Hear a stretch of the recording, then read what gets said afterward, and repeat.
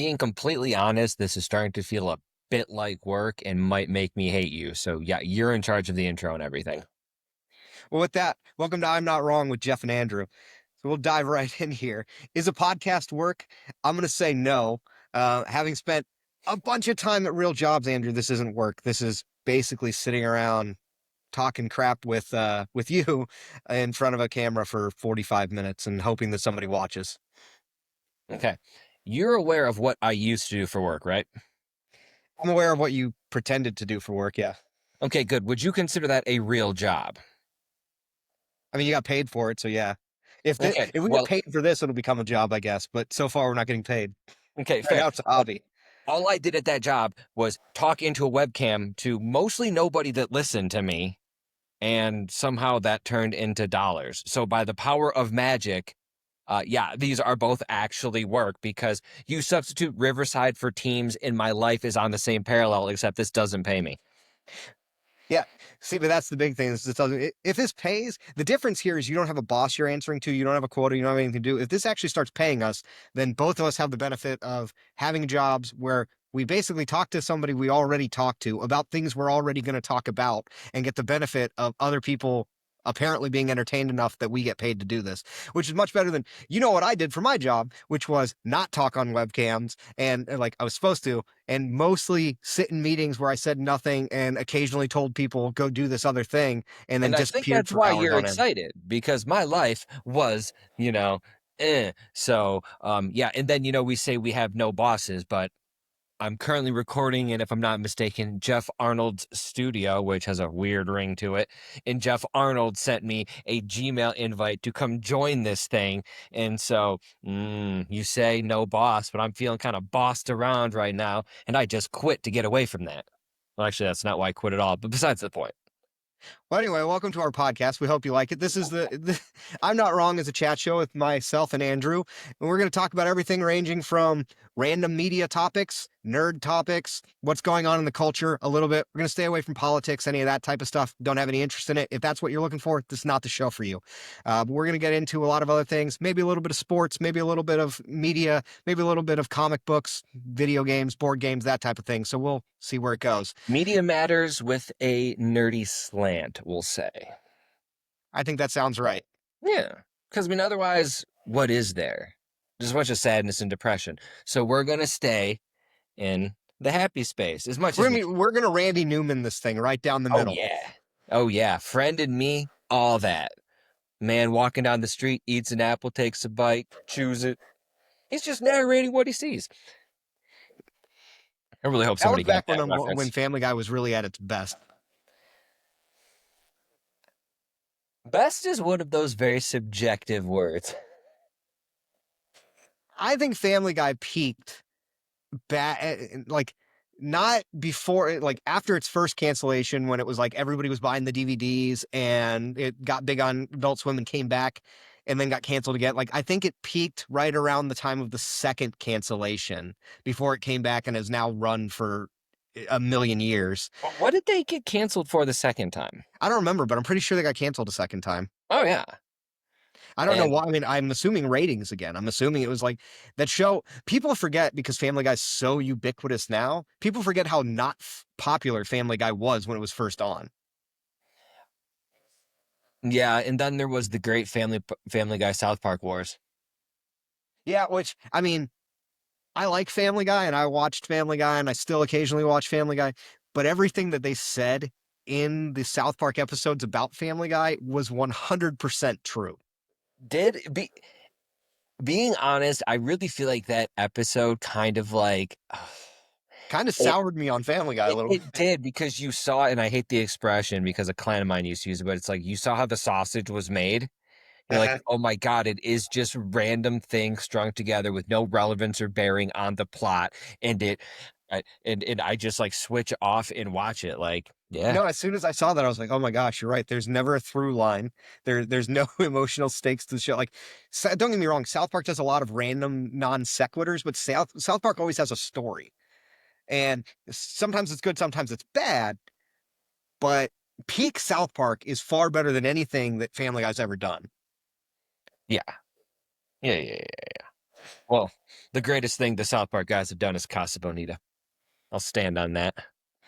Well, I haven't been to the new Casa Bonita since they brought it back, as we've discussed. I mean, I Yes. went to Casa Bonita in the days that Cartman loved it, when it was still, you know, serving up death and Back when you took disease. your own life into your hands by eating like the beef combo platter. Correct. Okay. But I do want to fly out to Denver and go check out the new Casa Bonita because the fact that it's got Man Bear Pig, that alone makes me want to see it. So, I haven't seen that, but we'll get into it. Costco need a coin. Oh, is that Uh, what that is? yeah, that's not going to pick up on my camera, but yes, that's absolutely what it is, and that's awesome. Yeah, we'll have to make that happen. Indubitably. But All right, so Andrew, we talked a little bit off the air, not about any of the South Park stuff. You had a thing about scalpers. Let's get into it. we're trying not to swear, so I have to really be careful how I phrase this, but just the absolute worst. And I say that as somebody who loosely benefited from them recently. So, this is a nerdy area. This is a safe space for us. We both play One Piece trading card, as you and I know, but nobody else listening probably knows. For no apparent reason other than the boredom of crypto bros, the cost of them has skyrocketed. Um, Again, as people that play it and have some old stock, it's kind of good for us. But here's the ethical question why I want to talk about this, Jeff. I'm very conflicted about it because they inflated the price of cards that I didn't use, so I traded them into a card shop for my benefit. But where the story takes a twist is that I then had to pay freaking online price from a retail shop that runs sanctioned Bandai events. Ergo, they bought it at wholesale, meaning I should have got it for about $1.20. Retail price, yeah. Yeah, see, I Oh have a no, big, so I do have a problem with that. okay, because I bring it up only because I acknowledge that I'm a little nuts in a lot of ways. And sometimes I find really weird hills to die on. So I'm trying to like heat check it. And you're not the best sounding board, but you're the most convenient in the moment. So what you got? Yeah, I do have a problem with it. I mean, I have a problem with a lot of things in the trading card game space as Andrew walks away from the screen, but I have a if you're running Bandai Namco events, like you're running sanctioned TCG event, like there are a lot of stores that their whole thing is resale, and walking in that you're going to be paying whatever the quote unquote market rate is for a card, similar to comic book stores that are running, that are selling back issue comics. You're gonna walk in and you're gonna pay whatever that comic is going for in the open market. But if I walk into a comic book store to buy a comic that was printed today, like printed this week in its current issue, and they're like, "Well, there's a run on this issue," which happens from time to time. I haven't bought comics in a number of years for a lot of reasons we could get into, but I have a massive comic book collection, as Andrew knows, and now all of you know. I've spent years buying comic books in addition to trading cards and other things, and there are sometimes runs on comics within like a day of them coming out because it's a specific issue, something happens and people want to get it. I have a big problem with if a store starts to rack up the price on something that is a current issue of something that has a printed cost. If it's 20 years old, you kind of have a right to sell it for whatever you want. And the same thing with trading cards. Like if I walk into a store and I know you're a reseller, that's fine. If you're hosting Bandai events where you are officially licensed with them as a distributor, where I know you're getting preferential treatment on getting stock because things are hard to get already, then I don't think Mhm. you should be allowed to mark cards up. And so follow up then would be is a hypocrite, yay or nay? Are you a hypocrite? Oh yeah. No, see, no, because you aren't a store. Again, you are selling them you are going into a store that wants to buy your out of print cards.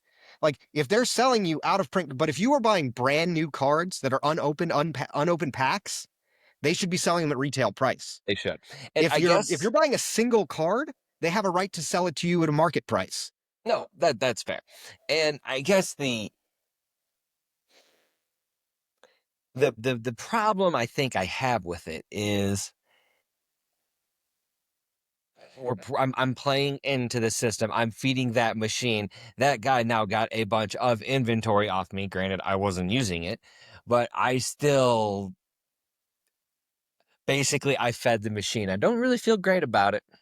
I Yeah, think that's I my get that. ultimate I get thing that, is and that I'm kind of that's part of why the in a lot of problem now. cases that's why a lot of times I haven't sold cards to people because I do get irritated about that. Even when you were in Tampa and we went into that one store before you really were into the hobby, you just kind of went around with me and we were buying cards Oh, that yeah, first yeah, weekend yeah. when you started getting into it. And you remember the store that like we walked into, it was like I think the last place we probably went. And homeboy And went out to the his dude went bike out and and came pulled back with cards a out of his Target trunk. bag of blister packs. Yeah. Yeah, he came out and pulled them out of his trunk and stuff. And like I like they were selling stuff that even I even looked at you as like I don't think it's worth the money they're charging for it. They were selling like starter decks for $50 a piece. And I was like, nah, dude, like No, you absolutely you're ripping people off. And I do have a major problem with it. It's one of the things that's kept me away from like way back in the day, like 20, probably 25 years ago now, I played Magic the Gathering.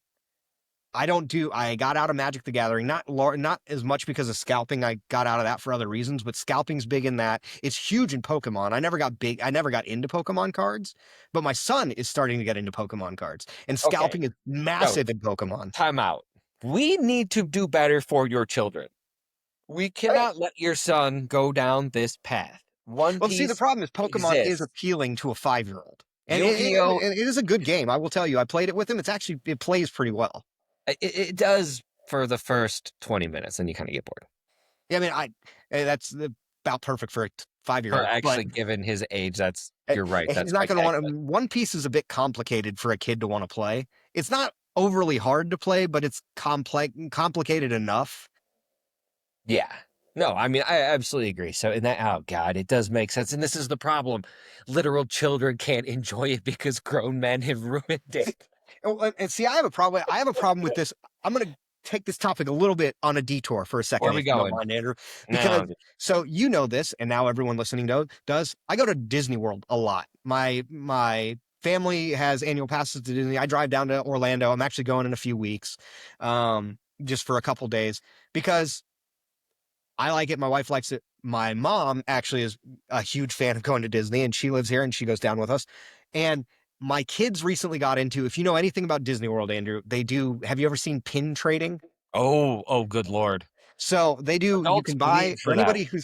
for anybody who's not aware, they have little pins you can buy that all you do is you go around and like people trade them. You can trade them with people at the different stores at the resorts like that work for Disney, or you can trade them with private people. I But tried. aren't there certain pins that are going to be given out by like employees and such, and those are the ones that Correct. okay, So see, there are now we're really getting hard to get pins. There are special edition pins. They have basically essentially booster packs of pins that are random in what you get, so that like they're mystery. So you can. nice. And my son actually. So long story short, I tried for a long time taking my kids down there. I did not buy them pins. I did not want them to get into pins because I know what a black hole it is. I like to collect things. You like to collect things. It's a thing to do, right? And it's a Has black any hole. good You ever spend it. come from it, though? What? Has any good ever come from it? From Yes? No? collecting? Who's to say? I think collecting is great. I love collecting. It gives you something to do, honestly. But I tried to keep my kids out of getting into pin trading because I was like, man, it's a ton. It's just a black hole to spend money down, and they're not going to want to have Disney pins 10 years from now. Like I know how kids age, right? When my kid is a 15-year-old boy, he's not going to be collecting Disney pins, very likely. But somehow or another, they got into pin trade. Like someone got them a pin. And so then that turned into pin trade, and my boys absolutely love it. Oh, They they go both crazy. They showed have a me their blast. And they have pin a ton of collection. pins now. Oh yeah, they've showed me. They're great. So and they really like it. They look forward to it. And I'm not gonna take they like it now. I'm not gonna stop them. But here's where I'm going with this is I was down there at Christmas time last in December. So just a few months ago. And I didn't even know this was a thing, but apparently they drop new pins like at the beginning of the month every month. And I happened to be there when the new pins were dropping. And there was a New pin massive day. line out the door of one of the shops in the animal kingdom. And I was like, what the heck is this for? And I saw a grown man, older than me, older than you, must have been like 45 years old, in an actual screaming match with one of the cast members at Disney because they were not handling the line properly. And there are people up there having pins reserved for them by your cashiers. And you need to take cares? When you're a grown man and you are getting that upset about a children's hobby, you have a freaking problem. And that's the problem I have with scalpers and all these people who invade. Like, look, I collect comic books. I'm a grown man. I collect trading cards. I'm a grown man. But the thing I would never do is make it harder for children to do that. And that's where it starts to push into a line of like, you have a problem and you're ruining a hobby that was designed for the children. So was Screaming Man though, was he a scalper or was he just an insane Disney adult? I think so. I haven't for my knowledge, I haven't looked super deep, right? Because I don't go and buy like I normally buy them pins at Disney, There's got and to be a my secondary kids don't market. care about the value of the pins. They care about like, is it a cool pin that they like? So like my son, JT, my oldest, a had a pin that was apparently super rare, and he was trading with just some random dude, and that guy had a Star Wars pin he wanted. It had a Luke Skywalker, and to the guy's credit, I will give him credit. He was nice, probably because my kid is young, and was like, that pin's worth way more than just one of these. So he let JT have a few of them, but Solid dude, which like him. good on him, because he could have gotten away with not doing that, because I don't know the value of these things, but apparently it was the chaser pin for that set. And as a trading card guy, you know what that means. And for anybody listening who doesn't, that's like the chase card, or the chase pin in this case, is the thing that there are very few of in a set that people are like trying to, if you're trying to get everything, that's the hard one to get. It's worth the most money. It's the rarest, whatever. So JT had randomly gotten this. And I didn't know what it was. He didn't know what it was. Like, I knew what the pin was. I didn't know it was valuable. But from my information, to answer your question, I haven't seen that there's a huge scalping market for these, but I also haven't looked. So I think that guy was just a lunatic fan.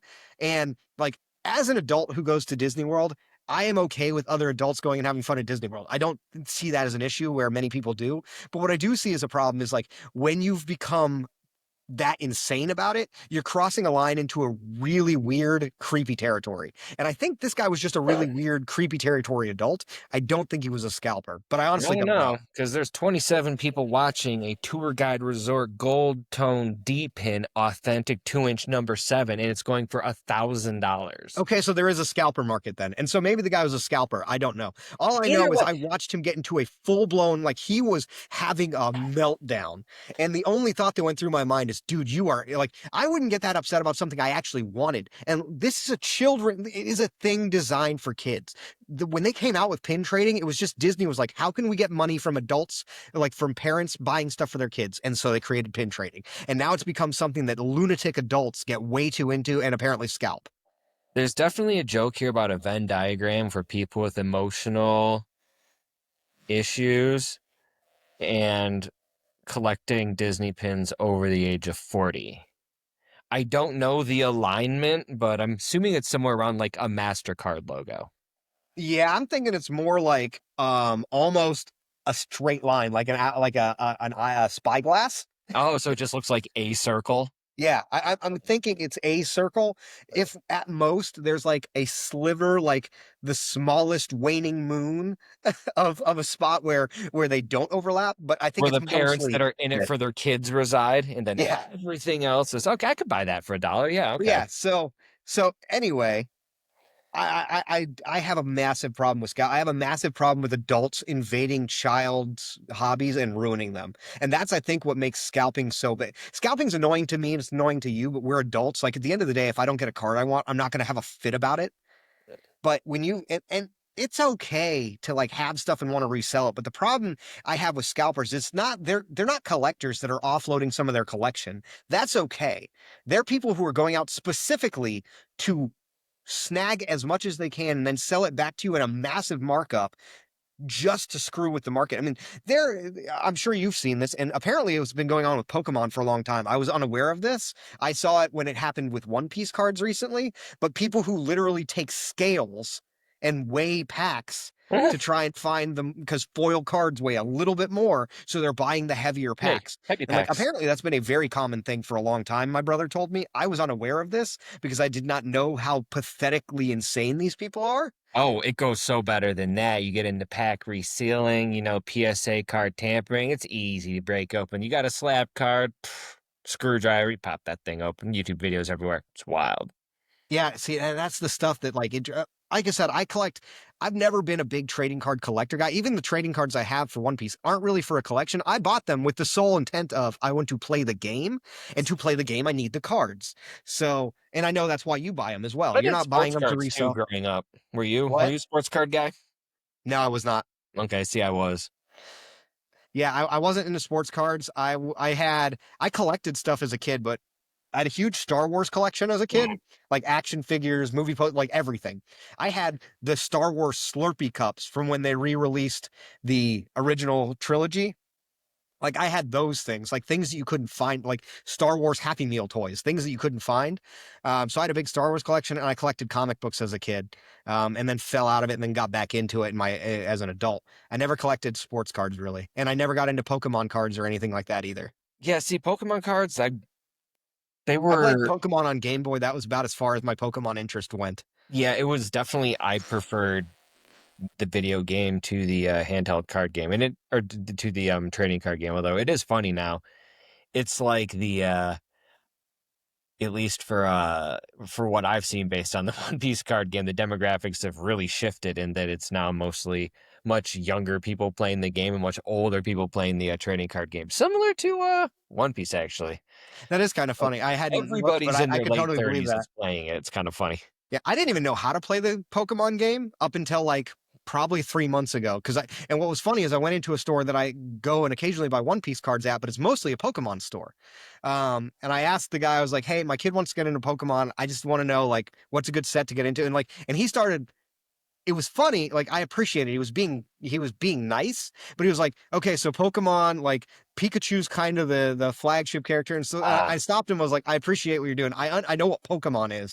I've just never played the game. I don't know the rules. Like, how does a deck have to be built? How many cards do I need? All that stuff. I just need that information so I can buy him the right stuff. I was like, I appreciate what you're doing. I'm 38. I'm not 75. I know what Pokemon are. I just need to understand how It's this like that's game the works. wheelhouse, brother. Where I mean, at some level, you have to assume like you're how old, you know. Well, that's the thing. And I appreciate it. He wasn't doing it to be a jerk. He was doing it genuinely to be nice. But I stopped him because like I know what Pokemon are. I played Pokemon as a kid. I've been around since the show was first started. Like I'm well aware of who Pikachu is. I just need to know how many cards go in a deck. I was there when all those kids in Japan got seizures from the Porygon episode, and they got censored in America. So yeah. Uh anyway. Yeah, Yeah, scalpers late suck. '90s I throwback. What's good? Next, it might have been early 2000s. I forget. Either way, I think that was 90s. Pretty sure that was 90s. gotta catch 'em all. Because when Pokemon was on, I think I still lived in California and I moved out of California in 2000. But Fair is fair. um, But either way, yeah, that was my one rant. I mean, the system did benefit me, but scalpers, which I mean, just goes I back will to say this. the broader issue of the grind set mindset. You got to monetize your hobby. It's like, no, you really don't. Something can just be fun. It can just be Yeah, enjoyed by many. Let's not ruin everything. Let's I 100% agree. I will say this as somebody who is very recently unemployed due to a layoff. I have cards, and if the value of them spikes enough, I will sell them to get myself some quick income. But I will hate myself a little bit for it for the same reason you said, because I hate that the hobby is being ruined by people who are choosing to do that. okay. Same page then. So anyway, let's shift gears a little bit. We talked about 90s cartoons with Pokemon. I am in a unique situation. Obviously, I watch more cartoons right now than probably most adults. Well, not most adults, but most adults without children, I would hope. And I watch a lot of cartoons with my kids. Cartoons nowadays for children, I think, are at an all-time low. And I realize like every generation's like, oh, it was better when I was a kid. But like, I really think even my kids are not entertained by modern cartoons, with the exception of one. There's one cartoon I genuinely enjoyed recently. It's called Rock, Paper, Scissors. It's on Nickelodeon or Paramount, and it reminds me of a 90s cartoon because it's just ridiculous crap and like being way over the top. It reminds me sort of like Angry Beavers, if you remember that show. Oh yeah. So Rock, Paper, Scissors, really, really good. Recommend it. But for the most part, like every other cartoon that's out is kind of trash. And I have my kids watching like 80s and 90s cartoons. Andrew, you seemed a little bit against that when I mentioned it off the air. Why do you think cartoons today don't suck?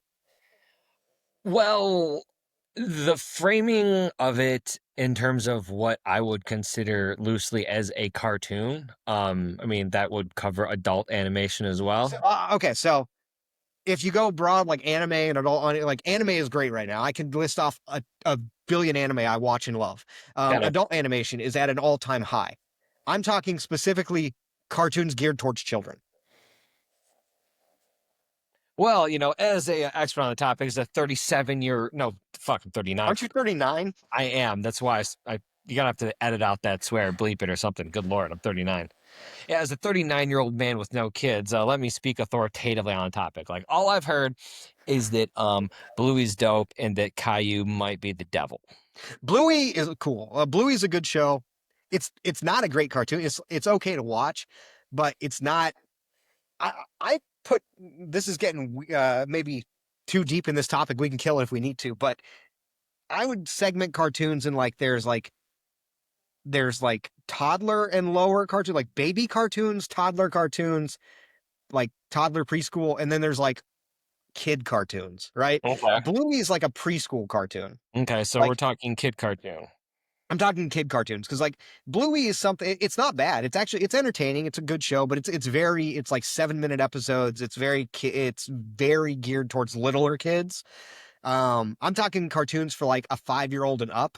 The realm that like right now I've got my kids watching Rugrats and Angry Beavers and stuff like that. Like, are they the best things in the world? Probably not, but they're much better than what's out there. And like Caillou is just to throw that out there. Caillou might be the single worst thing ever made.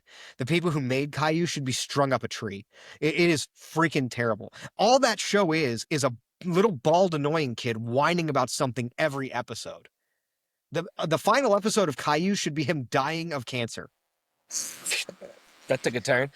So, I'm okay, just so saying. I take a poll of every adult who's ever watched Caillou, and I'm going to say with great deal of certainty, 100% of respondents will agree that that should be the final episode of Caillou. I mean, he's already bald. It would save an animation cost. Regardless, so what would. Hmm. I'm trying to think of how I would quantify like that range because, like, could we have are they old enough to watch Teen Titans Go? They could learn something about like the gold standard while And being so I do have amused. my kids watching Teen Titans Go, Okay, see, so I uh, would say that's not too bad, but but that's otherwise, not a kind of new show either. I mean, that's been off the air for a while. it is. I'm pretty sure they're not making new episodes of Teen Titans Go. Uh, But Teen Titans Go is good. You like Teen Titans Go more than most adults. I will say that, like almost an insane degree. But I don't dislike it. But like there's nothing as good as like so when I was a kid and when you were a kid, Ninja Turtles, yeah, Batman the Animated Series. A few years later, Batman Beyond, Thundercats. Thundercats was reruns because that was more like 5 years older than us. But like Thundercats was really good. I don't think they really make the action cartoon for that demographic period anymore, do they? They don't, and that's what I'm saying. Like there's just not a lot of that. Like my oldest has been really into the '90s Spider-Man and the '90s X-Men. It is weird that that whole segment kind of shifted with us. Like Yeah. it came with us, like the millennials, because we brought it massively to the main screw to like the big screen with Marvel and DC Universe and Mhm. everything. Like Well, they it even remade the '90s cartoon basically on Disney Plus, but the people who are watching it are millennials. It's not kids, or that's who it was geared to anyway. well, plus I think that also the a lot of the cartoons you list are probably airing a bit more towards like teens and like I don't know because I mean I watched Batman the Animated Series when I was like 4. yeah, well, I mean yeah, there was no my blood. entire Christmas, like when I was 3, my entire Christmas was Ninja Turtles. When I was 4, Yeah, my entire Christmas was Batman. So I mean, maybe it was geared towards older kids and I was just watching it, but I mean, I watched those shows as a kid. yeah, because that was like I'm a big Batman fan, and my exposure and like love of Batman started with Batman the Animated Series. That's how I learned Batman. yeah. And I was definitely not even 5 years old when I was watching it. And and that really isn't even. Hmm.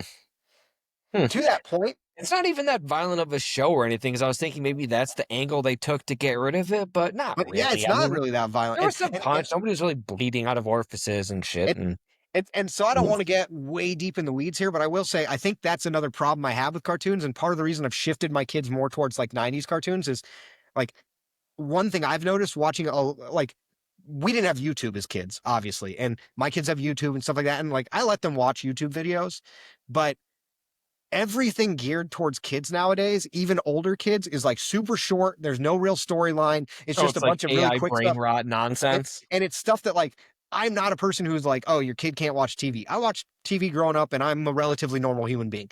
Um, but I want them watching things that at least have a storyline you have to pay attention to and understand like this is the plot and here's how it goes and here's how it ends. And they're like nothing nowadays for the most part has a plot.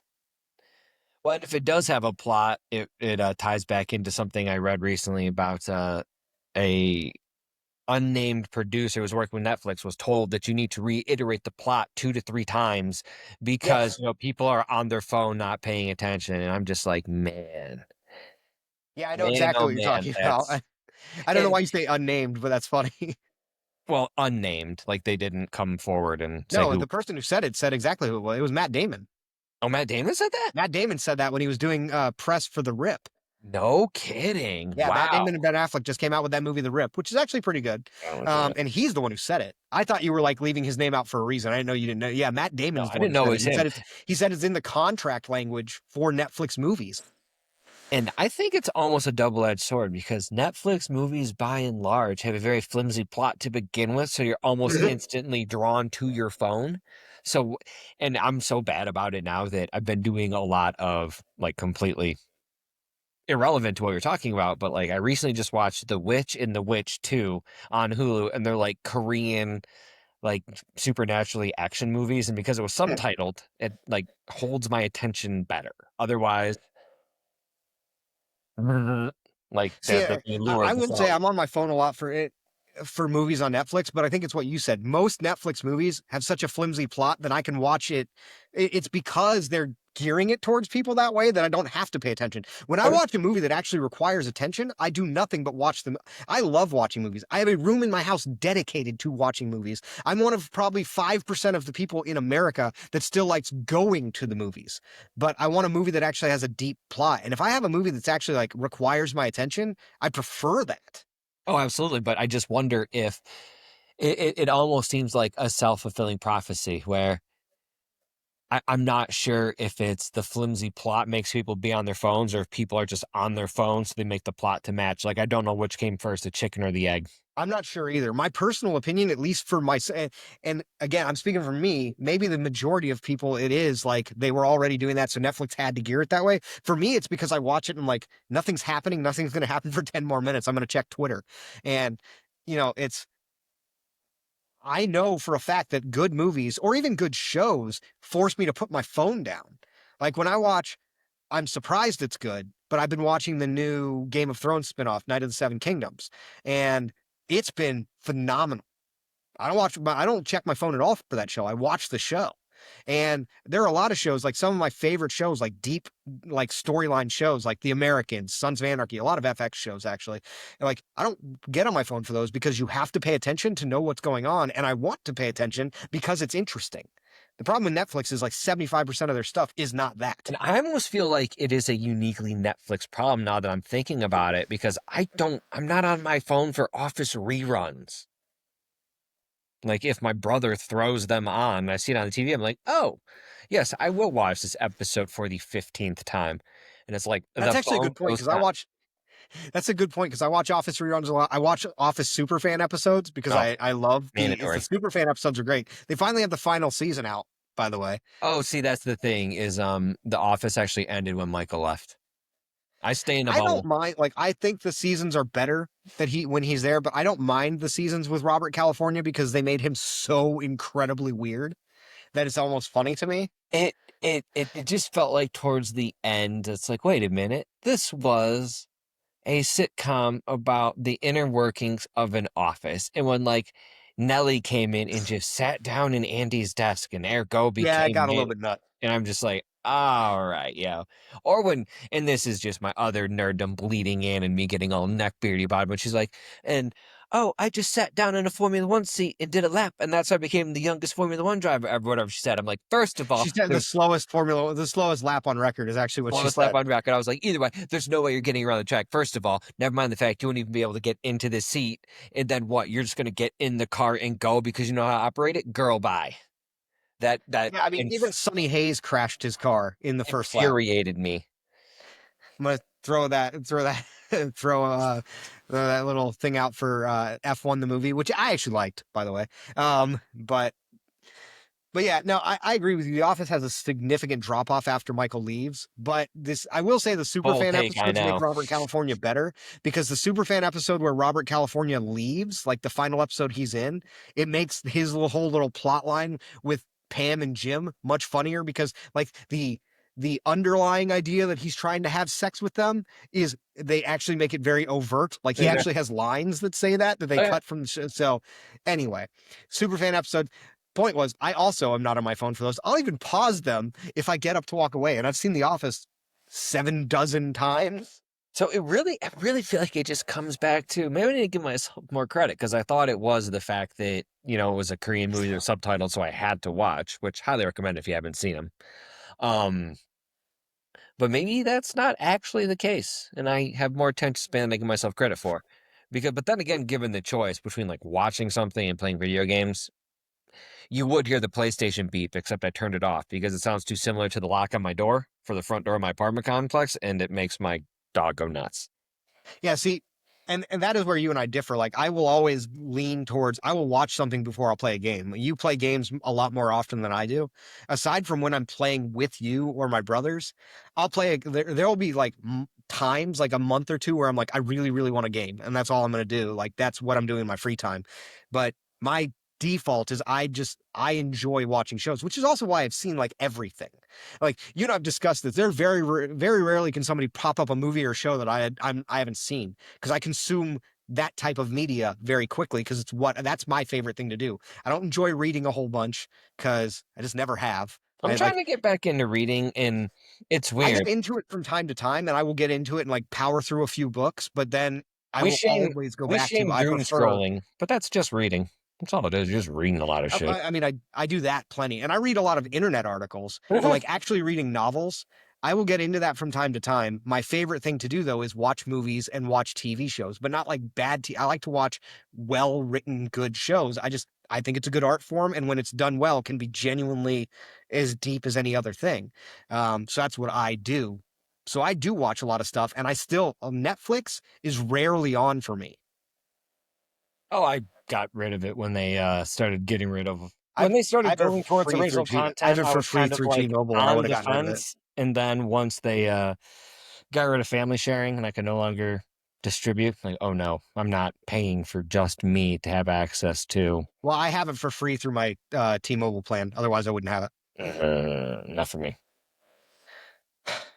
Okay, so I want to hit one last thing before we wrap for the night. I'd like to talk about the Battle of Fates, a show that Andrew and I are both fans of trashy reality television, going back to when we first met in 2006, watching Flavor of Love. I have a And question. yes, What part of you thinks you can squeeze another topic with the aforementioned stated desired length of said show? I think we can do it. Not a shot. You're a very verbose individual. There's no We'll see. chance. Anyway, Andrew found a show called Battle of Fates, which is apparently about fate readers competing to see I guess who's the realist fate reader. I want to watch it. I want to see the trailer about it. I've learned nothing. I know nothing about the show except for I've determined it's Korean because I see the clip for the thumbnail from the trailer and the name of it. That's all I know. Andrew This told me really about it helps your today. argument that you only like watching, well-written prestige things I didn't when you say I consume only your liked media. watching. I like watching that. I also like watching trashy TV shows because it's really fun to feel better about myself compared to how bad all of them are. I'm not going to deny what I am. All right. I'm just saying, it's I I didn't say I only watch well-written TV shows. I enjoy well-written TV shows. But trashy TV shows I'll be on my phone while I'm watching. the way you presented it made it seem Very much not that, but sure, fine. No, yeah. Well, fine. I'll make it very clear to everyone. I'm not a TV elitist. I watch 90 Day Fiance just like I watch well-written shows. And 90 Day Fiance is everything but that. Okay, so I'm going to share my screen and we're going to watch this trailer together, Andrew, because Okay. I know nothing about it. Do you know anything beyond what you told me the name? Okay. So let's go. 운명을 잇는 자들의 운명을 건 서바이벌. 뭐야 저거 칼이야? 계엄력을 예측한 무당. 사주의 어떤 강력함을 그 금기를 깨보려 합니다. 정말 대한민국 제일 유명하신 분들. 저는 카드가 그렇게 나왔어요. 움직임이 없어. 배우 흐름 자체가 무기 판별 공식이 있어요. 산자와 죽은 자를 이어주는 게 정상이거든요. 그리고 모든 걸 보고 그 사람을 판단하는 거야. 상대들 전쟁이라. 진짜 일을 잘했구나. 와, 너무 좀 위험한데? 무시하지 마세요.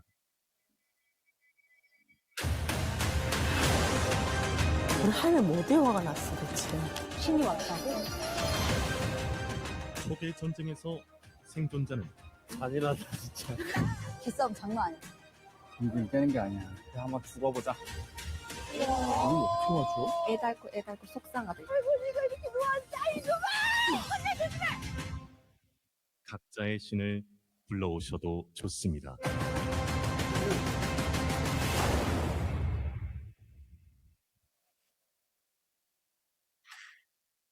Okay. The Thoughts? fact they try. There is absolutely no way you can credibly frame this as a competition show. I'm here for it, but the fact hilarity must ensue. That is all. Yeah, I mean, I can't decide if I want to watch it and give it a shot. I mean, it's got 4 episodes out. We could power through it and see how the show goes. But it's got to be the show that what's the biggest charlatan? I mean, I just assume it's like that. Who was the guy South Park made fun of him? What was his name? Like John crossing Edwards or something like over. that? John Edwards crossing over. Yeah, John Edwards. Yeah. Like it's got to be a bunch of people like that, right? Which and this is where South Park comes back into play here. Full circle before we close is, we learned from the episode about crossing over is that there's a lot of producer involvement, audience pre-screening, things of that nature going on. Are the Koreans inherently more trustworthy in the reality TV than we are? They did give us Squid Games. Yeah, but Squid Game was a fake show. Was it? Was it? I'm Or gonna was go it with the yes. prequel to whatever Mr. Beast is doing now with his dead eyes? Yeah, there's nothing behind those eyes. Mr. Beast It's is weirdly vacant. yeah, that's a whole different thing. It Yeah, is. I'm with you. Like this show, and that's why I knew we could fit this in because I don't have a whole lot to say, but it's got to be a show of just charlatans. Like the only other, it's got to either be like you said, like a lot of audience selection, manipulation, John Edwards style, or the only other thing I can think is you remember in Starship Troopers, Neil Patrick Harris's character, where he's like quizzing people on like what the cards are with his little computer, and then he talks to his ferret. That's all I can assume. It's either that or it's John Edwards. There's nothing else. Like this can't be anything real. Oh, for lots of reasons, yes. I'm just wondering, like, I don't even know how you make it a competition. Like who guesses the number closest? it could be, what am I hiding? What am I thinking of? Tacos? I mean, yes. It's gonna be Bilbo Baggins style riddles. What's in my pocket? Which totally not a riddle, but hey, Gollum agreed to do it. If he got 3 It guesses is not a right. riddle. Like I will die on that hill that Gollum is correct and Bilbo totally ripped him off. That was not a riddle. What's But in my he pocket is also not a riddle. agreed to it because he's like, I'll give you 3 guesses. He's like, all right, fine. Yeah, I mean he did, but it's not a riddle. What's At in my that point, pocket? it becomes Every the other riddle verbal up to binding that point is a contract. riddle. Up to that point, every other thing is a riddle. That is not a riddle. No, that's just a punt. Bilbo was shiesty. 1000%. Don't trust. And I think that's a good place to end. Thank you all so much for listening to I'm Not Wrong with Jeff and Andrew. Please like, subscribe, do anything else you can, and we hope to have you guys listen to us again.